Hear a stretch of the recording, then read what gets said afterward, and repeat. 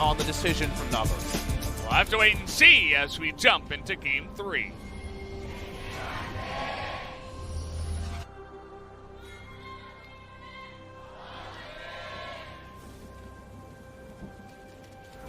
We are back onto the Rift here for the third game of this series. Prey just hopping onto the Ezreal.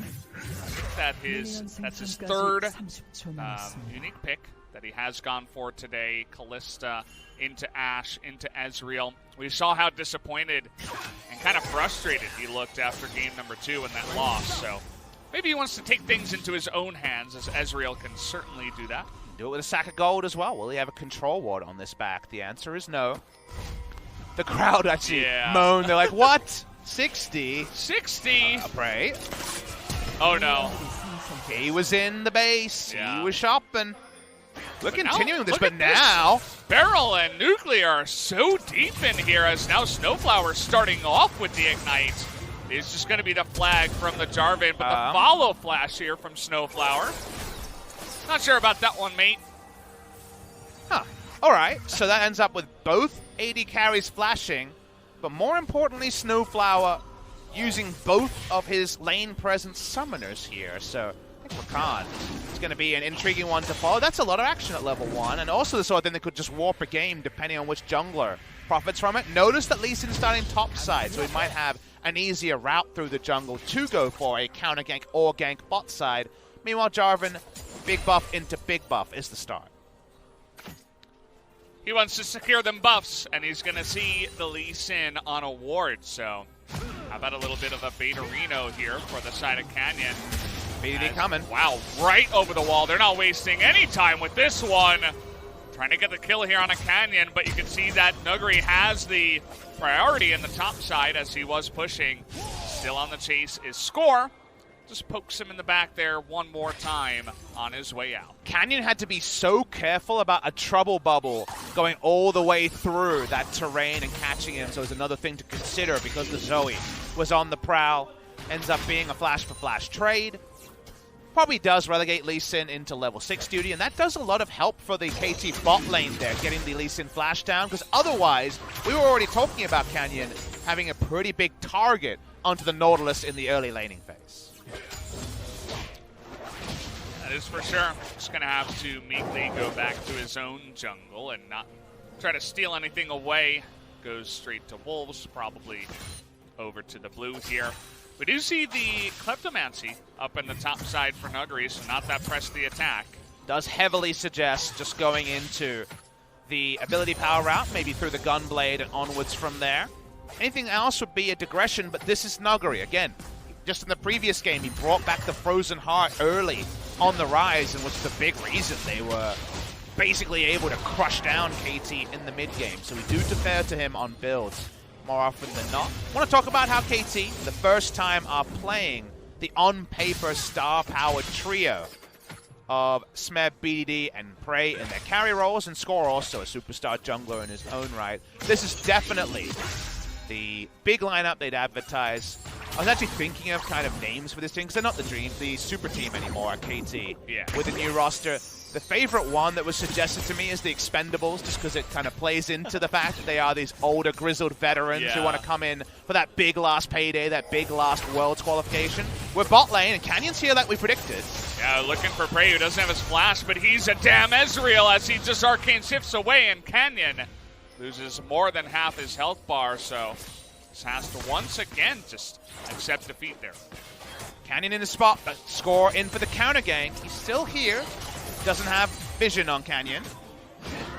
They're just going to dodge that one now to turn it with the TP. Here we go. The Silas coming on in, but they're trying to turn it around now as Score goes in, but he's going to be punished for that one as now BDD going 1v4 here. SnowFlower's too low. KT, they got to get out of this one. As SnowFlower's going to go down as well, and ShowMaker here still on the chase. See if he can get on into this one. Nice little dodge there from BDD means that no more follow-up but the win heavily in DAMWON's favor. That was a sick teleport spot for ShowMaker to come in, because ShowMaker has CC already. Nuguri, level 5, the top lane is matched. They don't come down. TP advantage in the mid lane, and coming down from that angle meant there was no ability for KT to just run through the turret. They were scared of the TP coming through, and that was what guaranteed not just a single nominal kill, 2 kills to DAMWON Gaming. Watch the replay here and consider how it all comes together. The score was ahead of the first gank attempt. Canyon comes down. DAMWON Gaming's first thought is defense, but then teleporting onto the minion here means that KT are caught between a rock and a hard place. DAMWON can just play front to back, and BeryL's not strong enough to come in and pop someone on his late entrance to the fight. They get 2 kills, they back away. Clean stuff from DAMWON Gaming. Good follow-up from Canyon as now the stun comes in. And now Smeb, he was way too low to go for the flash. Knew he was dead anyway. And will have to accept his death in the top lane. Wow. That's another kill, and that's mostly from Nuguri's hard work. Canyon in position as well. Didn't see what led to the start of that play for Smeb to be in a rough spot, but unfortunately for regular viewers of the LCK this year, Smeb's struggles have been kind of a consistent theme that we've been talking about. Canyon's just getting in there and bodying now. Canyon finally getting a chance in the series to just shut him down. Him being Score, as Score was definitely dictating the pace of the jungle for the majority of the beginning of the series. And the shoe's on the other foot. Remember, in game number 1, we were watching Canyon rip away the Gragas. Really don't want to give that one over to Score to DAMWON Gaming. They banned it this game. And then he was, of course, being dictated too. It was the wily veteran versus the younger jungler. Here, we're seeing the shoe on the other foot as ShowMaker's down about a second time, but the Ghost Borrow doing a lot of work as a surrogate control ward to stop even more kills going the way for DAMWON Gaming. Yeah, there was the flash available for BeryL. He's not level 6, but definitely could have caused a commotion down there and perhaps gotten ShowMaker into position to do that damage, but actually kind of hard to get on top of not only the Ezreal, but also the Nautilus, who can land that hook. And when we were sitting there talking about press the attack cannon, I'm 100% certain if Cuba's in this game, he's playing press the attack in this spot. We're talking about, okay, well, if you go press the attack, you're reliably going to beat the Aatrox, and the Aatrox going to get dunked, etc., etc. What if you're just fancying yourself as a player and can just win on AP cannon and then be initiated with it? This was all about getting enough marks of the storm to get the stun with the flash. Smeb not expecting it and getting beaten. And that's where Nuguri sees things other Korean tops don't. And if he can win lane on AP cannon, and then they have cannon as initiated alongside the Rakan and with oomph behind it, not the on-hit base damages, then they have everything Valdez. We don't usually talk about that because that's greedy, right? That's trying to have your cake and eat it too, but yeah, Nuguri's making it once again abundantly clear that when he gets it all on the Rift at the same time, maybe he can have everything. He can kind of do whatever he wants as Aatrox, deceptively squishy without any items up on the top side, so does go down there. Definitely unfortunate for him, but sticking in at least for the CS so far, only down about 8 or 9 here. As now DAMWON with their lead are going to push on to the Mountain Drake here. Canyon's going to smite that one down. That Score was just in the top side. And now Score, coming back to our earlier discussion in Champ Select of what do we do with Smeb versus Nuguri? Do we give him a lot of resources and then potentially still be undone, or do we give him comfort and move away from that? They went for something that kind of requires the resources, Valdez, the Aatrox into the Cannon matchup, regardless of Cannon build. It's always going to be rough early game. Right now, the resources aren't bearing fruit. We just saw Score try to give as much vision as possible. Meanwhile, Canyon, whether he finds Score or whether he comes bot side looking for a kick, there's a lot to like for Canyon in the bot lane. Looking for it now as the kick into the charms. See you later, as it's super clean from the side of DAMWON's bot lane and Canyon. Just kicking KT off the Rift, it feels like, with that kill. Now it's 4, insult upon injury. Turret plates as well. DAMWON Gaming looking to just style through KT Rolster. They got the super fast push with the Xayah. You can see there's no TP available here. Score. Oh, he's just behind the play now. Now he really is starting to feel it. This took a lot longer in the previous game before Olaf was an onlooker. Now the Jarvan is getting into that territory as well. And KT, we talked about how they want Aatrox to be strong in the 1, or at least able to go farm for farm, and then Zoe, Ezreal, when they hit their items, those items are going to come late because people are dying, Valdez. And if Kennan's just straight up winning in the 1v1, has priority pushes and ults, well, the siege ain't going to happen. This was just a thing of beauty between the DAMWON Gaming members. The DAMWON Gaming ceiling, it's through the roof. We know how talented they are mechanically. They've had times where all 5 players were in the top 10 of solo queue at the same time. On the Rift at the same time in that form, not so much so far as BD. How about another one here for BeryL, trying to make it interesting in the mid lane against BDD, but SnowFlower and Score in position, but BDD has to blow his real flash to get away from that one, but Canyon waiting in the wings here. Gonna get the double knock up here as maybe DAMWON went too far. KT able to pick up one, and the TP now coming in as they want more, and BeryL super low gets dunked down by the Aatrox of Smeb. The punish there is real. Prey joins in as well. Nuclear doesn't join the fight. There's some casualties. Important moment for KT hoping to keep this an even series, and they actually get some turret plates as well. Great turnaround there as BeryL started off with a great play on the roam, but it just turned into despair and destruction against them. But when you've got these talented solo queue players who are playing with their tails up, they're getting kills on all those big brands on KT. How much is too far is something you don't always question yourself out as. You just go for those extra kills. You're already up 4-0.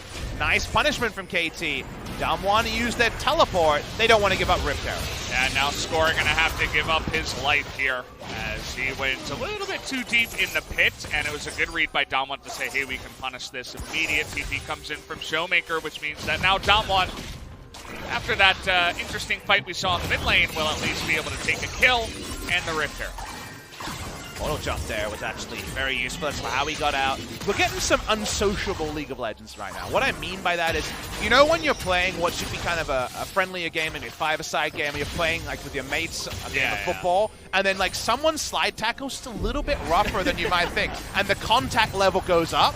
I think both teams want to brawl in this game because we're 1-1, because they know what the meta suggests, and that probably means we're going to see more and more overextensions and just fast action. Call that physicality. Yeah. And it's good to see, not only in traditional sports, but also here in League of Legends. We like action. We like death and destruction here, at least in the game. And definitely both sides are giving it to us here in game number 3. It has been pretty back and forth between these two teams, but DAMWON now looking to take a big lead across the map. Tons of plates in the top lane, and a couple more down the bottom side. Continues to be punch and counter punch. Look at that. We got the outer turret in top lane and the outer turret in bot lane at 1 turret plate. That's 8 turret plates already cashed in for DAMWON Gaming. That's way ahead of the curve that we usually see. Probably a symptom of the double flash at level 1 for KT. DAMWON. Canyon just really wanted that red buff, and it looks like he may be punished here, but no, DAMWON looking to turn it around. Score getting really low, has a nice stopwatch, but now Nuguri in the backline is going to zone everybody away, and SnowFlower alone can't do the damage, but here's Smeb. The Aatrox is going to get into that backline. Can he do the damage? BDD is going to help out in a big way. The Ignite and the minions will be enough to clean that one up as KT turn the fight around. The physicality, the unsociableness, it's actually coming to bear. So many kills so early, packing up with the plate still up and going for the fight. Kind of have to look to the left, to the right, to the scoreboard to really see how it shakes out. Current plates fade. 1,700 gold, largely from that pushing for DAMWON Gaming. You can see part of the reason why that Aatrox can do so well in one of these fights that can, you know, you get that first kill and things look really good after that. And Canyon, he shares the depth charge with his teammate. Not always what you're looking for on the side. Nuguri gets into a great spot, but it's early enough that Cannon isn't going to be ravaging through the health bars. And Smeb, if he had flash here, would have instantly killed 2 people. They get the chase, they get the kills anyway. Good enough for KT Rolster. Absolutely. I believe he said nice. I definitely heard a nice within all the words that were said there. Prey said we also have to plan what we're going to do next. Oh, that is a very important comp. That is a very Prey or veteran thing to say. Yep, we got those kills. What are we going to do with them? Apparently fight more! Okay, we're going in again, as that's what Rakan likes to do, but they don't get SnowFlower, actually. And Prey and Score are going to help him get to safety. I don't think SnowFlower giving up his health bar was what Prey had in mind there, but the brawling continues. We're almost kill a minute. This is definitely a fun one between KT and DAMWON in game number 3. Cloud Drake started up, leashed. Any teleports to talk about? Nope. Both top laners around 50% HP, but no teleports to join. And it's the return of the strong Smeb up in the top side. After that last fight, you can see that he's not wasting any time. Just immediately looking for fights up on Nuguri. He's up a level, and also did pick up that Yomu. So is able to push out Kennen, who didn't have his TP or flash or anything, and can actually get some plates of his own. Or just damage of his own, at least. So all those turret plates is up. There's the very nice bubble to keep BDD at arm's length from the Rakan. Looks like he was able to proto-belt away from the knockup too, which was got the oohs and ahs going here. He almost goes for just a trade here by Smeb. That's aggressive. Nuguri with no ult, or maybe he would have considered going in there after a good trade.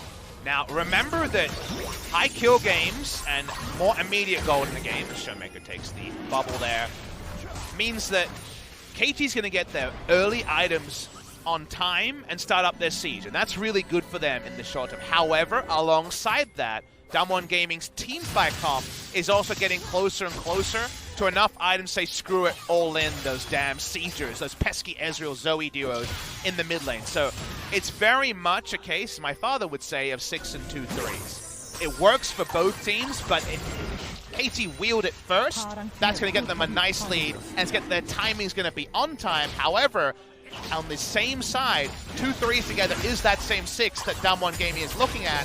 Closer to 6 items, the more easy the team fights will be for DAMWON Gaming.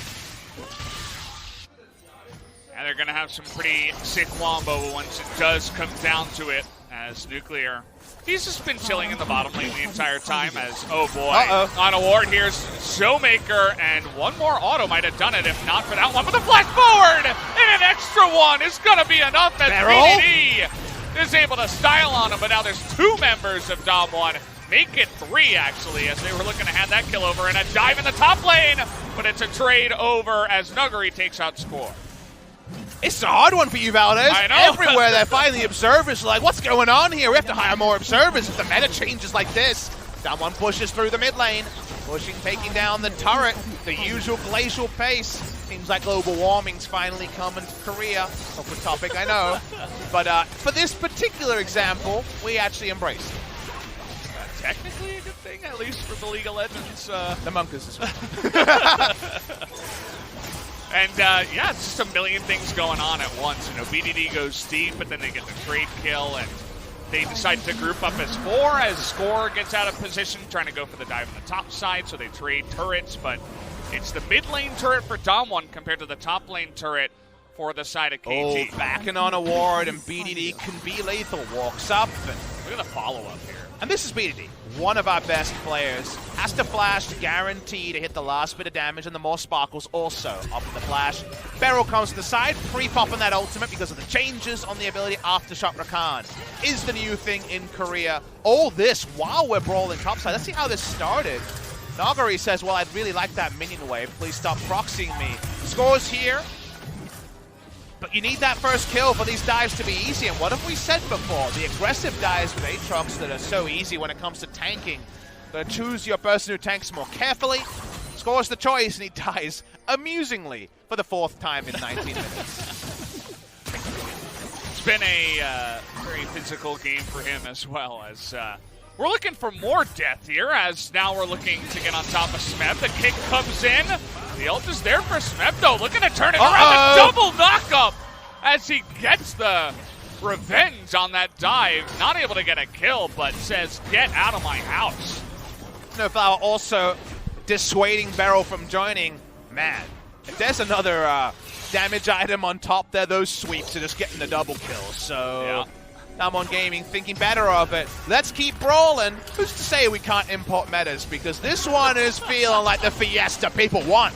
Oh, ShowMaker, though, he has a Proto Bell, but it's not enough to create any distance. Nuclear immediately. And TSS, it looks like, on that one, as now Smeb going to get in the back line, but here's the wombo combo. They get the Jarvan, and they get another one, but the Smeb is going to help out in the damage, and so far, DAMWON able to turn it around nicely, but can they get out of here alive is the question. Looks like for now, maybe, but that hero minion blocks for Nuclear. That minion is the only thing that thwarts BD's counterfeit flash into the trouble bubble play. KT continue chasing because they know there's backup objectives. It means free time for Zoe and Ezreal. Any fight where they force out the enemy and Zoe and Ezreal are healthy enough to tell tales about it, sing songs about it, means that turrets will go down. What are we fighting for is what Korean fans and Korean teams probably say when they watch some of those brawl-heavy metas. KT know that the backup objective from winning skirmishes like this is free turrets with Zoe and Ezreal. You see how they were able to corner Silas, but look at the turnarounds here at least to pick up 3 more kills on the backside. Or 2 more kills, I should say. And then you get that Special Forces guard minion for the president close here. This one is. Oh, censored. The denial. Censored. From Riot Games. We don't have the rating to show how close that was, Valdez. It was close. It was probably less than that 1/8 of a Teemo we talked about before. Whoa, what's less than 1/8 of a Teemo? Is it 1/9 of a Teemo? Yeah, well, you're getting there. Well, I know you're the one that actually, I'm going to defer to you, Teemo expert. What percentage of Teemo was that one off? It looked like 1/12th I'd put it at. Oh, it's definitely not double what the last one was, but it's like half of the way to double, you know? That's very little of a little Teemo. Like, that's really not much Teemo. Yeah. Is that like a little bit of his whistle? Like, what are we talking about here? It's maybe like half of his hat. No, it's smaller than that. Probably just like the tip of his hat, you know? You know that Teemo hat that everybody wears? It's not a very long brim on that hat. That's just very little Teemo. So that's why we censored it, guys. Sorry about that when we don't have the rating to show those things. Yeah. Once it goes less than 1/10 of a Teemo, just take it off my damn screen. Yeah. Can't go above 10. That's kind of that round number. So. Well, let's talk about some round damage numbers. I look at the Zoe here, and I say the round number is a bajillion on the damage range of Double Pen and the Illusions. That's a lot of damage. We already saw some illusions from the Aatrox. That one's on guard. Let's also mention, though, a little bit lower on the side of the Kenny. Yes, Double Pen there as well. But right now, doesn't feel like he has teamfight explosion ranges. He's probably not that far either. Sneb. It's his younger brother, Smeb. Here he goes into the back line, and a big wombo actually on top of him. He can't find that kill, and down he will go, and now SnowFlower is going to get baited into it as well. You mentioned that duo of Ezreal and Zoe left alive, but it's 5-on-3 now. It was just definitely a very Smeb moment. He just gets in there, but he goes in like he's old Aatrox. He's not, and now DAMWON want more. All right, we're not wasting any time. Nuguri's here! Into it as Nuguri wraps around from the back and finds the kill. As, oh boy, BDD, what's going on here? He gets the trouble bubble and actually the blasting plant, but the flash on in and the double knockup means that we're going to have an ace, guys. All 5 members of DAMWON are going to survive. No official ace, as SnowFlower does spawn right there at the end, but that's 5 kills, and it will be the Baron. They're just trying to fight in the mechanics pit with DAMWON Gaming, and everyone knows that is a perilous play to go. If that's a mosh pit, you're not getting out of it after the show. You're just stuck in there. Yeah. DAMWON Gaming outplay them. Aatrox's mistake. That spillage is going to burn all of KT Rolster, and suddenly a Baron buff in the pockets of DAMWON Gaming. He said it best, when the game gets physical, the team with high mechanical skill is going to win it, and you can see that DAMWON are doing just that. I hope we get the time gap to understand. Let's watch Kennen. He's in a control ward and makes the call. He puts the assist ping out and says, keep fighting, I'm going to flank them. It's the most honest Kennen flank of all time. There's no Earnest Elf Kennen. Maybe there should be. Teemo watches on and approves 1/10 of the Teemo anyway. We continue with the fight, and watch BeryL here, because he actually is the reason this happens. He's held on to his flash this entire time, and that is a grand entrance one that you take a photo of and nod your head. He had his best tux on for that moment, looking good. As now DAMWON just really in control of this game, ahead 6,000 gold, looking for an extra Cloud Drake to help that big-time Wombo combo engage on it with the Cannon, with the Sylas, with the Rakan.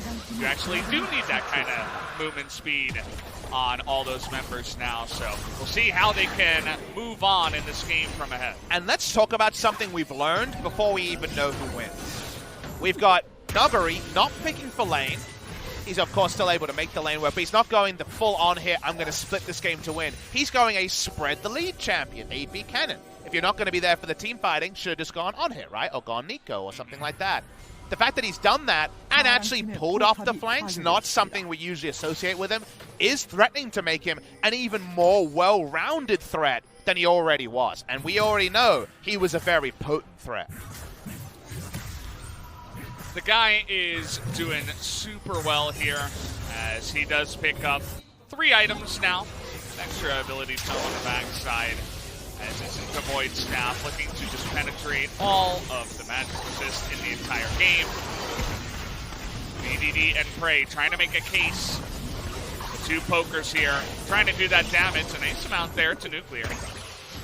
With the double pen, still able to make Nuclear consider his options. The next one might draw a QSS or even the Featherstorm. Nuguri, doesn't matter what type of Ken you are when you have this much of a lead. Keeps walking. He's actually a level behind Smeb, who I guess was looking for a team fight roam. Smeb continues to return. Nuguri, all he's short of, it feels like, is that level 16. And then, well, he's going to come in with a very aggressive hug, like only Cannon can, and blow up some people. And you mentioned the honest flank. It wasn't any flash or anything like that. It was just smart League of Legends, right, to go unseen, out of vision, and get in position. He didn't have to flash on top of the Ezreal, which you normally have to do, which means that now, in the next fight, if they can force it, he'll hit level 16, and he'll still have his flash with the 3 items plus. How are you going to deal with that?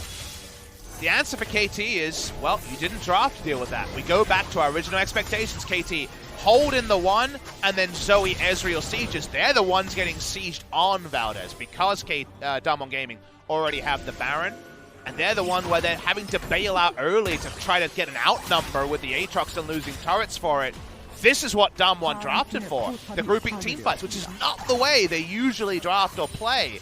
But getting down and dirty for as long as this game was, got to this spot where we mentioned in the early game having more gold in the game from kills. Very nice for KT. That early game is gone. The Baron is in, the team fighting edge is in. DAMWON Gaming, they're just a team fight short of closing out the series in a reverse sweep over KT. It's looking good for that right now. And I feel like the foreshadowing was there, right? KT came out super strong. They were 5-0. Score was getting first blood down in the bottom lane and in Alistair lane. It was all looking really good in game 1, but then very shaky to go over the line in that game 1. And DAMWON eventually kind of figured it out. Maybe if we can just continue baiting them into fights, we'll just continue to win these games, and it's been looking good so far. We haven't been talking about Sylas ults, but if we see Cannon and Aatrox in the side lane, the ult I'm most scared to see Sylas steal, you'd think it'd be like the depth charge, the force, right? And that's definitely up there and could arguably be the one. But actually, to me, stealing Aatrox ult will be the one I'm the most worried about. Because if I see something that might just mean team fight, sustain, given that you will also get that access to the revive, then I'm really scared about where Cannon is. Because if you're stealing that ult, you're going to look for a collapse pretty soon. Yeah, he's going to have a fun time, and certainly at least 1 kill should be coming through if he could actually pick that one up. But I think the Cataclysm is also pretty good. Could obviously force some people to flash at least, as we were talking about summoners on the side of DAMWON. Well, everybody on the side of KT have theirs as well, so definitely something to consider as we do near this next fight with the Baron coming up in 45 seconds. All the items here are done, really, for DAMWON. Everything on top of this is just really going over the edge because we've got so many big item completions. Late zone news comes through for the Cannon. Death cap's there, 4-item build, 100% crit for the Xayah. All KT can do is grin and bear it. They need to poke before they fight. Like get a trouble bubble here onto Nuguri, who has to Zhonya's early, so they're forcing the fight here. Nuguri gonna stay alive, but down he does go right at the end, and now Nuclear way out of position here. He's gonna go down, and maybe KT can turn this somehow, as BeryL and everybody is on the run here. Score trying to chase after him, but he's gonna get baited into that one, but ShowMaker getting pretty low, but now Canyon trying to make things interesting on the Prey. ShowMaker still alive in the back line here. Dredgeline is going to miss. A kick towards his allies actually means that ShowMaker is going to go down. Nice follow-up there from Prey. Looks like BeryL will get away, but KT win a big fight against the run of play. And they found one of the few ways. Poke before you fight. Get that trouble bubble on Nuguri. He could do a lot of things, but not live through that, and actually gets no value out of all the items he has from about 8,000 to 9,000 gold down. KT Rolster were able to get some big shutdowns, slow down the advance of DAMWON, and all it needed was one bubble. Blowing bubbles is what BDD is all about on this Zoe, and it just means that Nuguri gets nothing done. Yeah, I don't think he even ults there at the end. He does right at the end, right before he dies, so that's also kind of unfortunate, but you see, it's BDD again, forcing the play. ShowMaker actually plays the back end of this fight really, really well. He stops KT from just turning on Baron by picking down the enemy jungler, so definitely looking for his MVP after once again getting involved in a pentakill that he didn't get an MVP for. It's happened twice now. But backs away from this. He does go down at the end. Still not enough with all the time wasted to take a Baron for the team of KT Rolster. A lot of question mark things from KT on that Baron. Map control still for DAMWON Gaming, but if KT get that Baron, Valdez, then they can actually get to the game state they wanted of sieging with the Ezreal and the Zoe. It's getting to the Baron through DAMWON's teamfight comp that's going to be tricky. It's going to be quite rough. It's only one step up the giant staircase they have to climb if they want to come back in this game. Prey to actually flash right at the end to pick up the kill on the ShowMaker as well, which just adds a nice little extra point, a little extra star on the scoreboard there for ShowMaker. 3 Cloud Drakes for Nuguri. He kept his flash, his ult is up.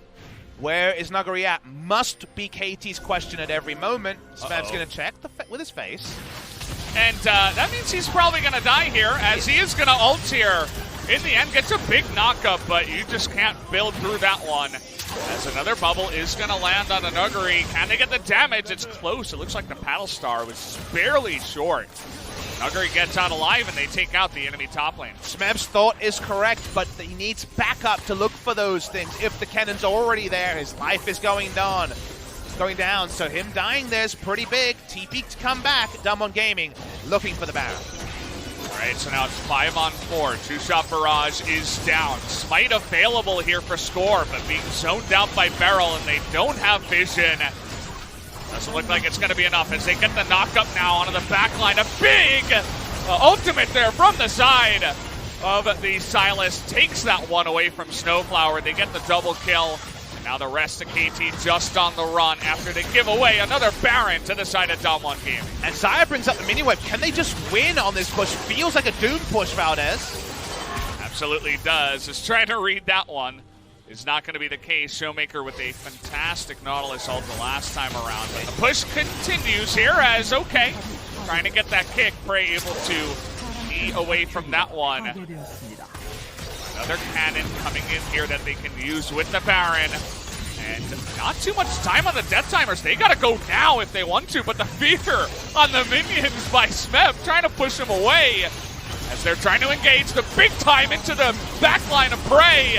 They should be able to get him here, and Smeb also in the stopwatch just barely trying to hold on to this game, but they're going to target the Nexus and try to end it as fast as possible. Can they, though, as the big cataclysm in the backline, but it's not enough, as DAMWON will be able to pick up